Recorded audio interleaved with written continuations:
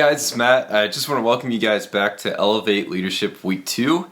And so this week we're going to build upon what we talked about last week. And so I would encourage you, if you haven't already, go ahead and look at Week 1. Leadership Starts With You. That video will help you in understanding some of the things that we'll talk about this week. This week we're getting into the next phase of that kind of introductory course that we put out there last week, which was the idea of where does leadership start? So it starts with us, it starts with leading ourselves well, and then it starts with people.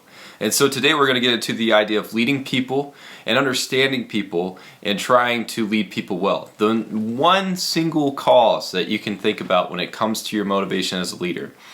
If your motivation is not improving others' lives or quality of life, then you should really question why you're trying to lead or influence people in the first place. I'll say that again, you really need to focus in. If I'm desiring to be someone of influence, or I'm desiring to have leadership or influence in somebody's life, if it's not a motivation of improving their life or helping them move to a goal or improvement in their life, then you need to question what your motivation is in the first place. And so last week we touched on the DISC assessment. So I'll ask you real quickly what your primary letter is on that assessment. You should have gotten that from the results from the link that we had last week. And so if you need to reference that, maybe just pause this video and try to look up your results real quick. It'll be pretty important in this video. But I really want us to look at, okay, so you know what you are in terms of the DISC assessment. You're either a D, an I, an S, or C. And I want you to understand how that works with other people.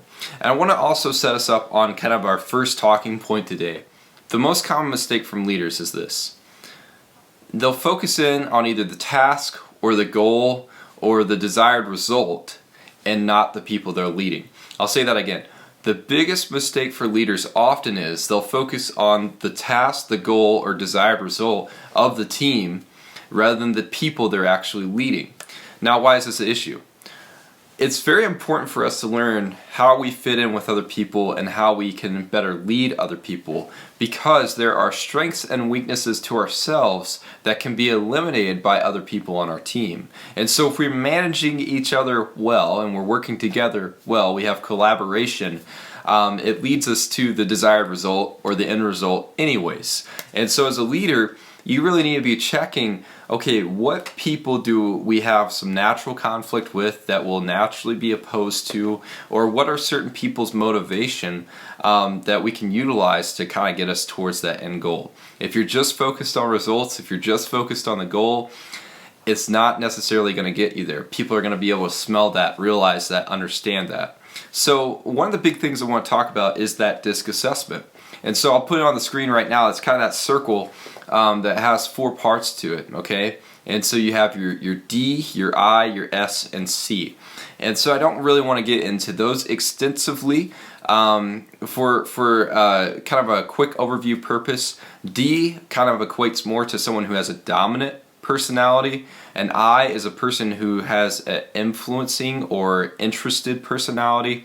An S is someone who is a little bit more of a person who's maybe a supporter personality, and a C is someone who has a little bit, not in a negative way, but a person who has a little bit more of a critical personality, someone who will look at the parts and pieces and analyze them more than others would. If you took the top half of the circle, those people are more extroverted in their personality. Bottom half of the circle are people who are more introverted. Right side of the circle is going to be people who are a little bit more task-oriented, whereas the left side of the circle is going to be people who are a little bit more people or relationship-oriented.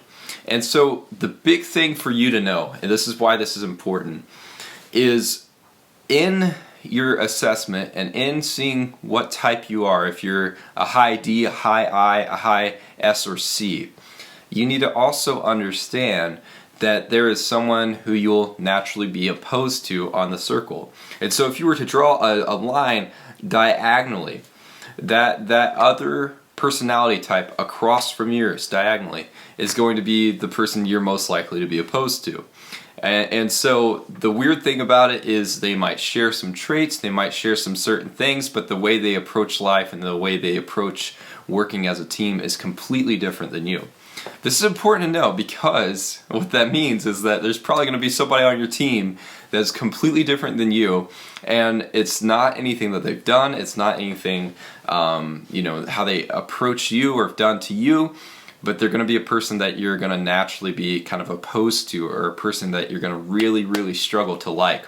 And so what you need to do when you find yourself on one of these teams is understand, how does this person function with their personality so that I can help lead them, or that I can help be a good teammate to them, so on and so forth.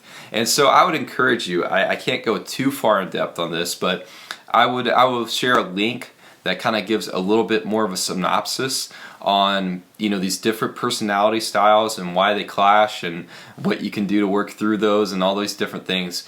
But there's some clear things and clear teachings that I think I can give you that can kind of help. So when you find yourself with a difficult person that you're trying to lead, or they're on your team, you're trying to get to an end goal, here's some things that might help, okay? Number one, being able to empathize with the person.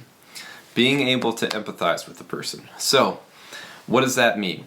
There's a difference between empathy and sympathy, right? Empathy is being able to put yourself in somebody's shoes and understand them. Sympathy is just feeling pity or sorry for somebody.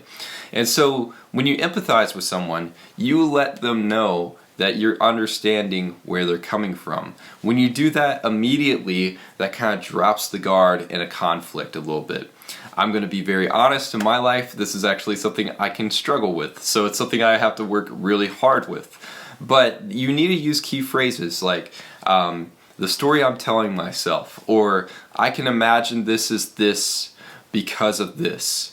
Either one of those phrases helps the person know that you're trying to mentally put yourself in their shoes and see through that lens that they're looking through. Remember, we talked about the worldview last week, kind of the same idea. That person's walking around with glasses, looking at the world a certain way. Second thing is this. You need to understand that everybody is motivated by something. Every single person on the face of this earth is motivated by something.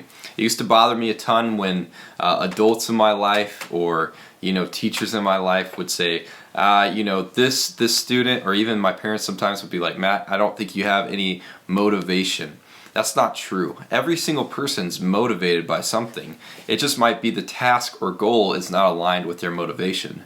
So if you're on a team, you're working on a group project, or you're on a sports team, it's really important to know, what is this person's motivation? There might be somebody on your basketball team, they don't care about basketball at all, but they care about impressing a girl or a guy that they want to impress, right? So it's understanding, if that's the case, how do I help them move towards the goal that we're wanting to achieve?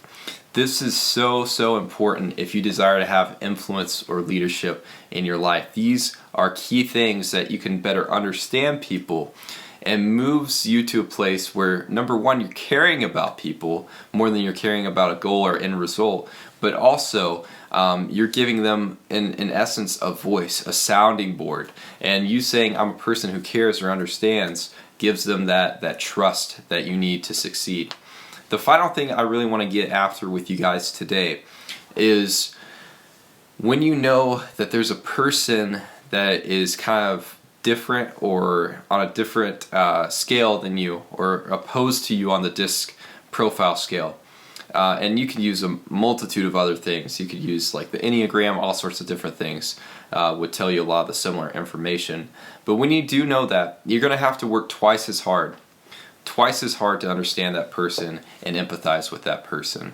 Listen, you're going to have difficult people in your class, difficult people at your work, difficult people in your career. You're probably going to be someday a boss of a difficult person, and that's okay.